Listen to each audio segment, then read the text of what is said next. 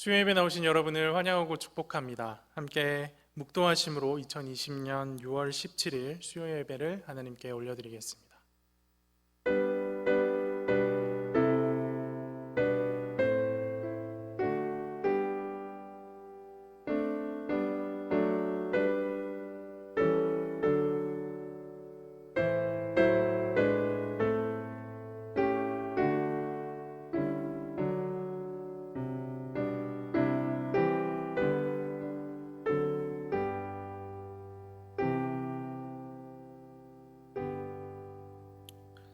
사랑과 자비가 충만하신 하나님 아버지, 죄로 인해 죽을 수밖에 없었던 저희를 그 한량없는 사랑으로 구원하여 주시고 주의 자녀 삼아 주심에 참으로 감사드립니다. 이 시간 그 놀라운 사랑과 은혜로 감히 주님 앞에 나와 예배함으로 주님을 만납니다. 주님, 이 시간 우리 가운데 말씀으로 임재하여 주시고 우리의 모든 아픔과 어려움들이 주님을 뵐 때에 회복되어지는 귀한 은혜가 있도록 인도하여 주시옵소서. 말씀 앞에 우리를 돌아보게 하시고 연약하고 부족한 것이 있다면 주님 앞에 온전한 모습으로 회복해 되는 은혜가 있도록 함께하여 주시옵소서. 인도하실 줄 믿습니다. 이 모든 말씀 살아계신 예수 그리스도 이름으로 기도합니다. 아멘. 함께 새 찬송가 212장, 찬송가 347장, 겸손히 주를 섬길 때 찬양하겠습니다. 새 찬송가 212장, 찬송가 347장입니다.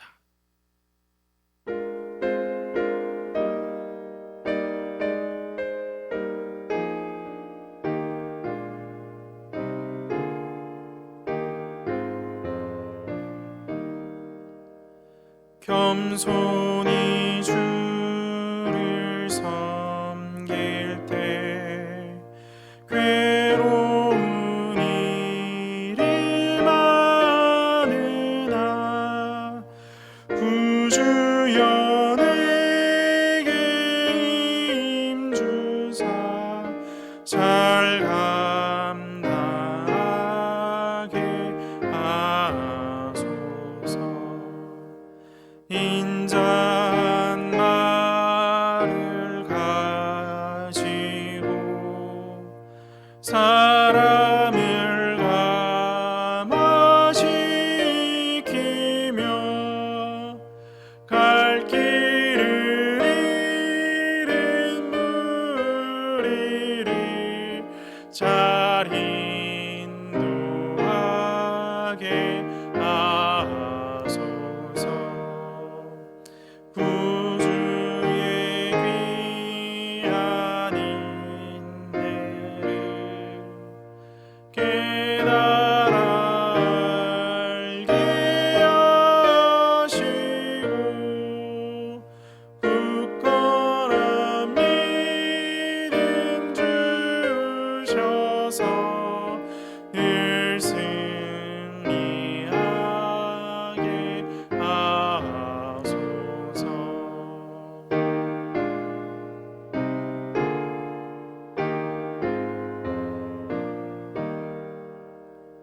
장래의 영광 비추사 소망이 되게 하시며 구주와 함께 살면서 참 평강 얻게 하소서. 아멘.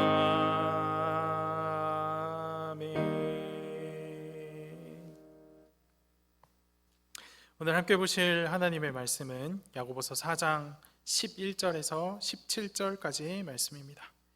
야고보서 4장 11절에서 17절까지 말씀 다 찾으신 줄 알고 봉독하도록 하겠습니다.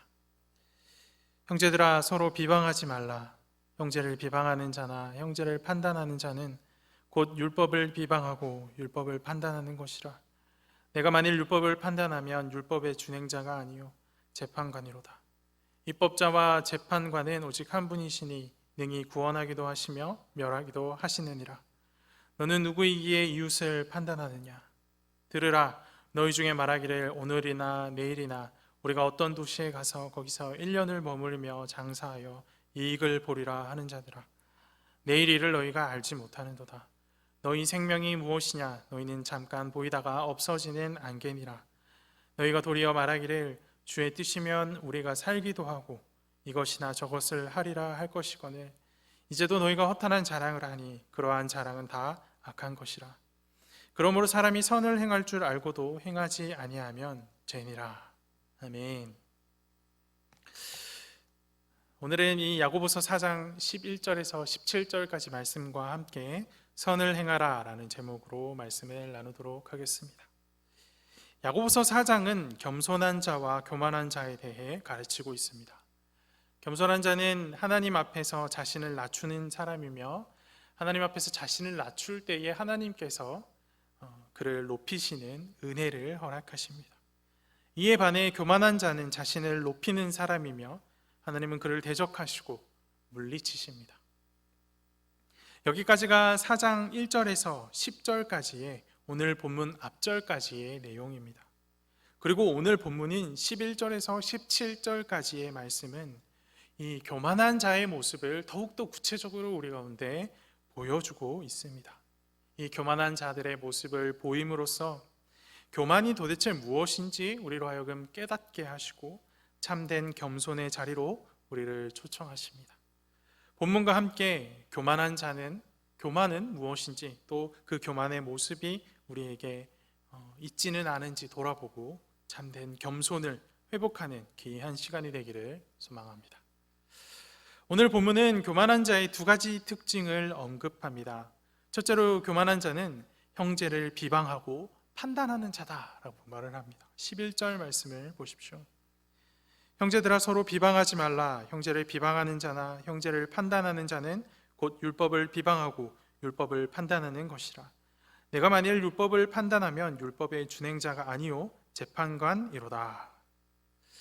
이 한 절 말씀에 비방하다라는 말과 판단하다라는 말이 각각 3번씩 언급되고 있습니다. 무슨 말이든 강조하고 싶은 말이 있으면 그 말을 반복하기 마련이지요. 오늘 본문을 기록한 이 야고보는 형제를 비방하고 판단하는 일을 당장 멈출 것을 강조하여 우리 가운데 이야기하고 있습니다.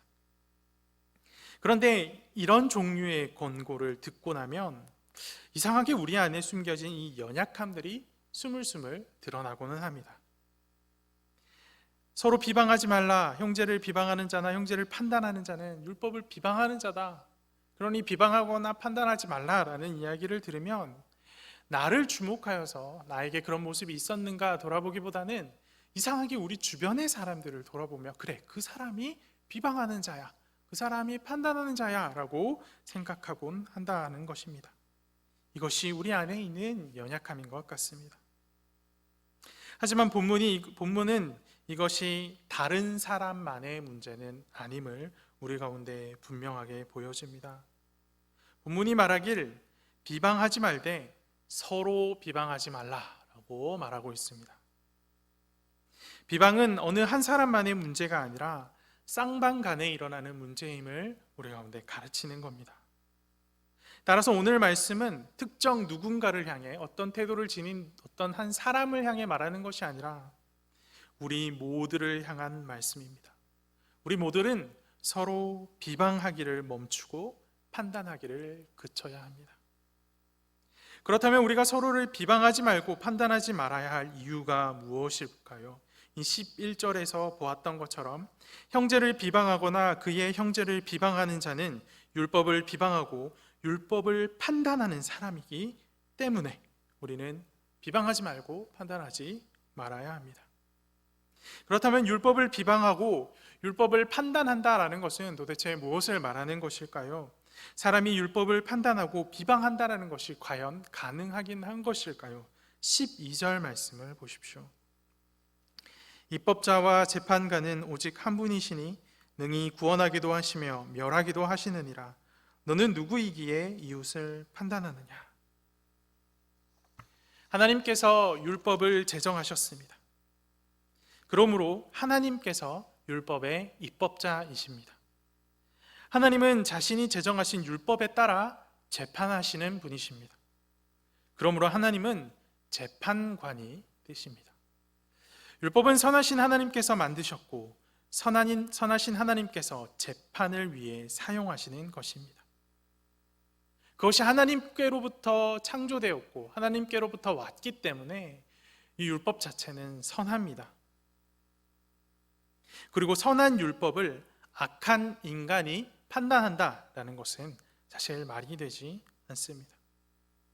율법은 인간의 비방이나 판단의 대상이 될 수 없습니다. 오히려 인간이 율법에 의해 판단을 받습니다.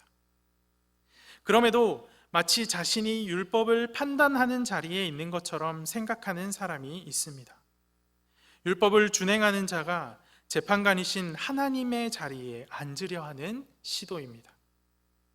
하나님의 자리에 자신이 앉으려는 시도, 사단으로부터 온 지혜가 인간을 유혹해 왔던 대표적인 내용과 방법이며 또 인간이 부릴 수 있는 교만 중에 최고의 교만입니다. 사람이 하나님의 자리에 앉는 것, 사실 상식적으로는 있을 수가 없는 일입니다. 어떻게 피조물이 창조자의 자리에 앉을 수 있겠습니까? 하지만 그 일을 시도하는 자들이 있습니다. 그래서 본문이 다음과 같이 묻습니다. 너는 누구이기에 이웃을 판단하느냐? 형제를 비방하고 판단하는 행위가 하나님의 자리를 탐하는 극도로 악하고 또 무서운 죄인데 너는 대체 누구이기에 여전히 이웃을 비방하고 판단하느냐라는 물음입니다. 이 물음 앞에서 자유로운 사람이 얼마나 되겠습니까? 당장 저에게도 남을 비방하고 판단하고자 하는 모습들이 발견되고 때론 그것들이 표출되어 드러나는 것을 보곤 합니다. 또한 이것이 저만의 연약함이 아님을 여러 차례 발견하게 됩니다. 사실 많은 사람들이 이 부분에 연약함을 가지고 있는 것 같습니다. 하지만 많은 사람들이 연약하다, 대부분이 연약하다라고 하여서 이 연약함이 바른 것이 될 수는 없는 노릇입니다. 너는 누구이기에 이웃을 판단하냐라는 이 말씀의 이 도전, 이 말씀의 질문 앞에 솔직하게 우리의 모습을 돌아보아야 할 것입니다. 혹시라도 우리 안에 형제를 비방하고 판단하는 교만이 있었다면, 또 그런 교만이 여전히 내 안에 있다면 돌이켜 참된 겸손의 자리로 나아가는 귀한 변화를 주님 앞에 구하고 또 소망해야 할 것입니다. 둘째로, 교만한 자는 자신의 계획과 의지 그리고 생명을 자랑하는 사람입니다. 13절 말씀을 보십시오. 들으라, 너희 중에 말하기를 오늘이나 내일이나 우리가 어떤 도시에 가서 거기서 1년을 머물며 장사하여 이익을 보리라 하는 자들아. 갈 것이다, 머물 것이다, 장사할 것이다, 이익을 볼 것이다. 이 모든 말은 사람의 계획과 그 사람의 의지를 나타내는 말들입니다. 모든 일이 자신의 의지와 계획대로 진행될 것이라는 확신 속에서 내뱉는 말들이죠. 오늘이나 내일이라는 시간과 어떤 도시라는 공간과 1년이라는 기관과 가고 머물고 장사하는 인간의 행위와 또 이익을 볼 것이다, 이익을 보리라 라는 결과까지 이 모든 것을 자신들이 주관한다라고 자랑합니다. 자신들이 시간, 공간, 그리고 인간을 주관하는 역사의 주관자다라는 자랑입니다. 그런데 아이러니하게도 이들의 확신 속에서 불확실성이 보입니다.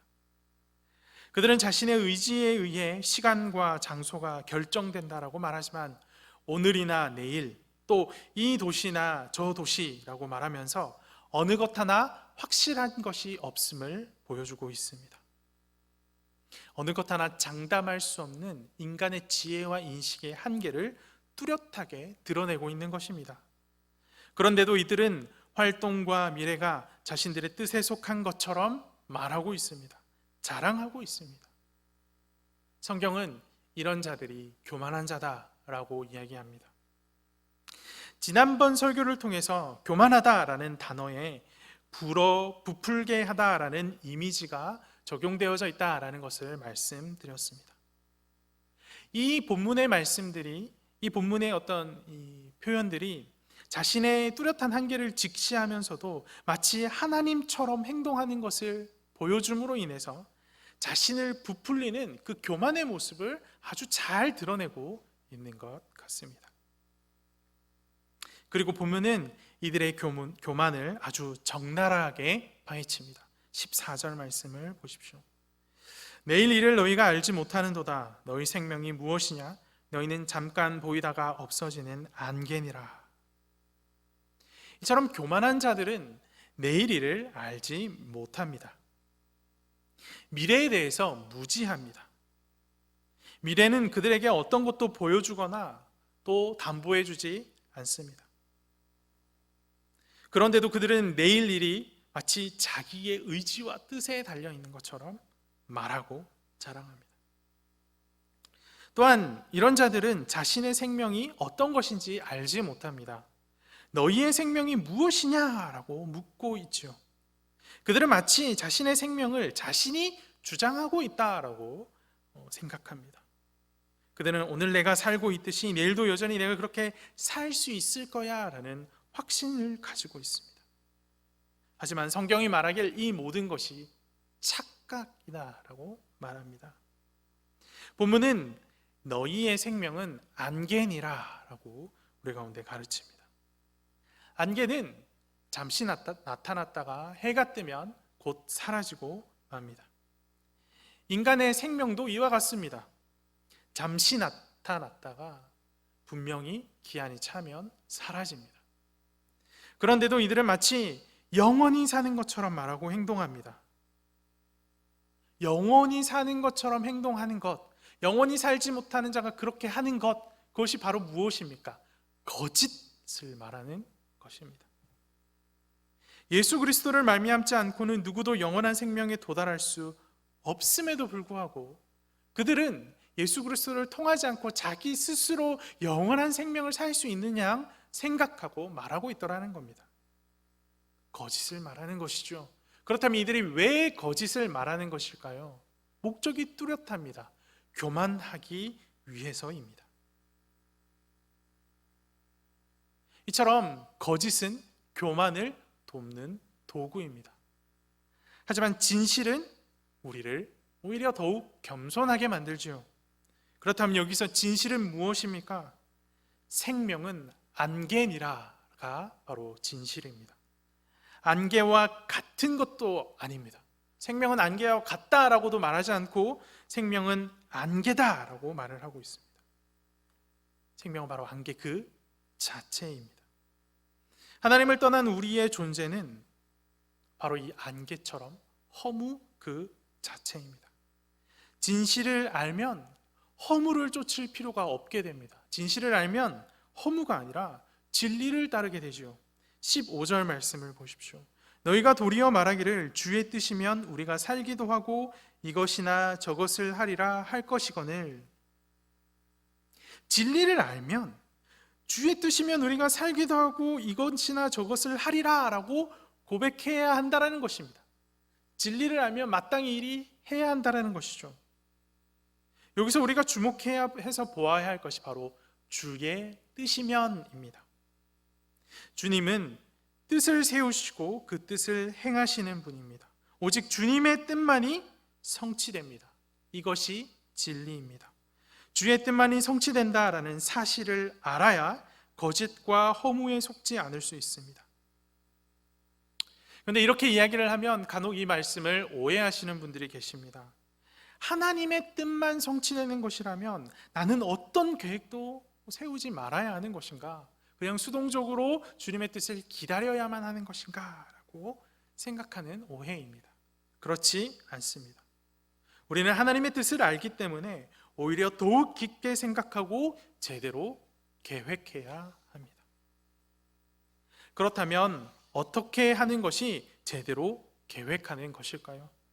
주의 뜻과 함께 생각하고 주의 뜻과 함께 계획하는 것이 제대로 계획하는 것입니다. 우리는 이미 교만한 자들이 어떻게 계획을 하는가 13절 말씀을 볼 수가 있었습니다. 13절을 보십시오. 우리가 가고, 우리가 머물고, 우리가 장사하고, 우리가 이익을 봅니다. 모든 것의 주체가 우리가입니다. 이처럼 교만한 자들에게는 주의 뜻이 배제되어 있습니다.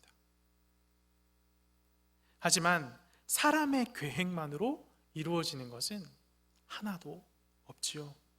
사실 이것은 우리의 삶 속에서도 여러 차례 확인할 수 있는 바입니다. 내가 원한다라고 해서 원하는 것을 모두 얻을 수가 없죠. 아무리 노력해도 노력하는 바를 다 얻을 수 없음을 우리는 너무나 많이 경험하고 있습니다. 하지만 이 사람의 경험뿐만 아니라 하나님의 말씀이 이 사실을 우리 가운데 가르치고 있기에 이것이 더욱 진리임을 우리는 깨달을 수가 있습니다. 우리가 잘 아는 말씀, 잠언 16장 9절 말씀, 사람이 마음으로 자기의 길을 계획한다 할지라도 그의 걸음을 인도하시는 이는 여호와이시니라. 사람이 아무리 자기의 인생을 계획하고 길을 계획한다 할지라도 하나님의 뜻이 그것에 부합하지 않는다면, 하나님께서 그 길을 인도하시지 않는다면 그 계획은 성취되지 않습니다. 우리는 분명 계획을 세우며 살아가야 합니다. 하지만 동시에 그 계획의 성취를 하나님의 뜻에 맡겨둘 수 있어야 합니다. 이것이 내 인생을 제대로 계획하는 방법입니다. 오늘 이 9절 말씀에 주님의 뜻이면 우리가 살기도 하고 이것이나 저것을 할 수 있다라고 말하고 있는데 이것이 무엇을 의미하는 것일까요? 겸손히 나를 낮추어서 내 모든 것을 주님께 맡기면 주께서 그때 내 삶 속에서 자신의 뜻을 이루신다라는 겁니다. 내가 겸손할 때 주님께서 높이셔서 내 삶 가운데 하나님의 높이시는 것들을 경험하게 한다라는 말인 것입니다. 내가 겸손할 때 주께서 높이신다. 하지만 우리가 이 사실을 인정하지 못하면, 이것을 제대로 알고 이것을 인정하여 행하며 살아가지 못하면 오히려 허탄한 것을 자랑하게 됩니다. 16절을 보십시오. 이제도 너희가 허탄한 자랑을 하니 그러한 자랑은 다 악한 것이라. 허탄한 자랑, 하나님 없이도 살 수 있다라는 자랑입니다. 하나님의 자리에 자신이 앉아도 하나님처럼 할 수 있다라고 말하는 유의 자랑입니다. 인간이 하나님의 자리에 앉는 것은 교만 중의 교만이요 치명적인 죄입니다. 그러므로 우리는 우리의 계획과 의지 그리고 생명을 반드시 주님의 뜻 아래 두어야 합니다. 이것이 바로 악한 것에서 떠나는 방법이며 죄의 길에서 벗어나는 길입니다. 17절 말씀을 보십시오. 그러므로 사람이 선을 행할 줄 알고도 행하지 아니하면 죄니라. 선이 무엇인지 알고 또 선을 행할 줄 알면서도 그것을 행하지 않는 것은 바로 죄입니다. 여기서 선을 행한다라는 말은 단순히 착하게 살아간다, 선한 행실을 한다라는 의미가 아닙니다. 본문에서 말하는 선은 자신의 인생을 자신이 주관한다라고 말하지 않는 것을 말합니다. 허탄한 자랑을 하지 않는 것을 말합니다. 모든 계획과 의지 그리고 생명을 주의 뜻 아래에 두는 것을 말합니다. 요약하여 말하자면 주의 뜻 아래 내 인생을 계획하고 맡기는 것, 그것이 바로 선을 행하는 것입니다.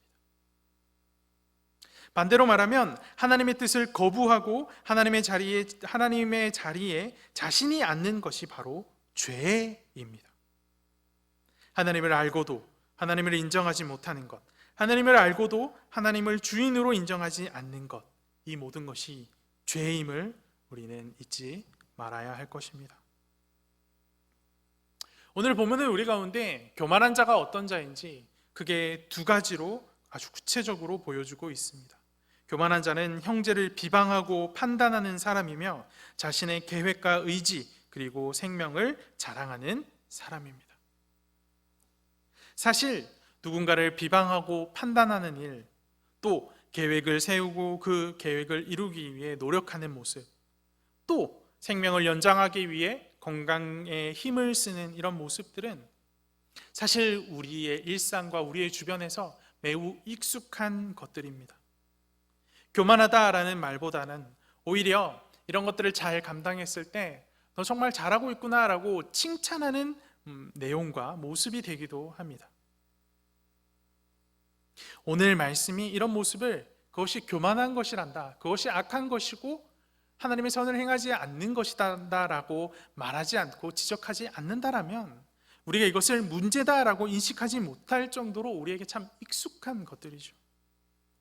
하지만 오늘 본문은 이런 모습의 근간에 내가 하나님의 자리를 탐하여 재판관이 되려고 하고 하나님의 자리를 탐하여서 역사의 주권자가 되려고 하는 교만이 숨겨져 있다라고 가르치고 있습니다.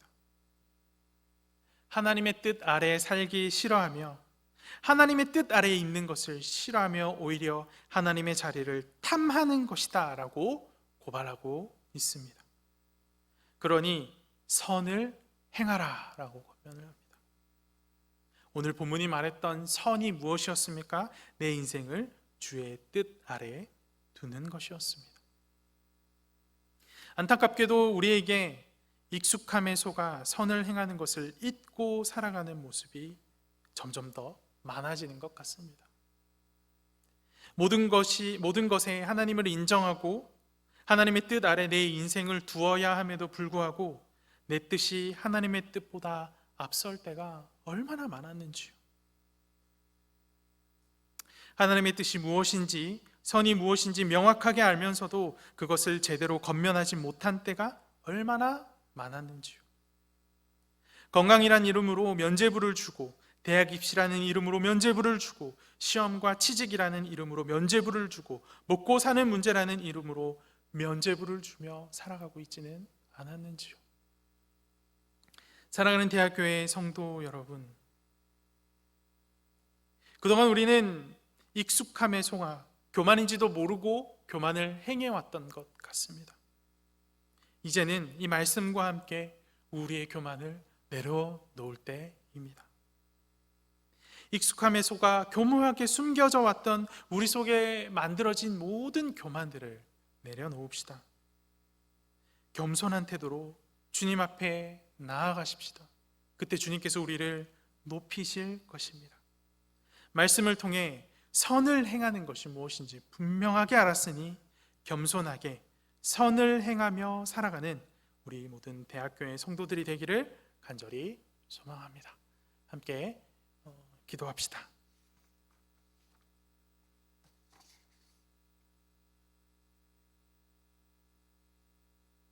살아계셔서 역사하시는 하나님 아버지 감사합니다. 오늘 본문 말씀과 함께 교만한 자의 특성, 교만한 자는 어떤 자인지 알게 되었습니다. 또 그 교만함이 우리의 일상생활 속에 우리가 인지하지 못하는 것 가운데 참 깊숙이 우리를 잠식하고 있음 또한 생각해 보았습니다. 하나님, 말씀의 빛이 오늘 우리의 이런 연약함들을 드러내 보여주셨사오니 그 빛 앞에 우리의 연약함들을 내어놓고 겸손하게 회개함으로 주님 앞에 나아가게 하여 주시옵소서. 우리가 회개함으로 우리의 교만함을 내려놓고 겸손히 주를 바랄 때에 주께서 우리를 높이시고 더욱 온전케 하실 것을 기대합니다. 하나님, 우리를 긍휼히 여기셔서 우리의 회개를 받으시고 더욱 온전한 자의 삶을 살아낼 수 있도록 인도하여 주시옵소서. 모든 말씀 살아계신 예수 그리스도 이름으로 기도합니다. 아멘. 함께 주기도문 하심으로 수요 예배를 마치겠습니다. 하늘에 계신 우리 아버지여, 이름이 거룩히 여김을 받으시오며 나라의 임하옵시며 뜻이 하늘에서 이룬 것 같이 땅에서도 이루어지이다. 오늘날 우리에게 일용할 양식을 주옵시고 우리가 우리에게 죄 지은 자를 사하여 준 것 같이 우리 죄를 사하여 주옵시고 우리를 시험에 들게 하지 마옵시고 다만 악에서 구하옵소서. 대개 나라와 권세와 영광이 아버지께 영원히 있사옵나이다. 아멘.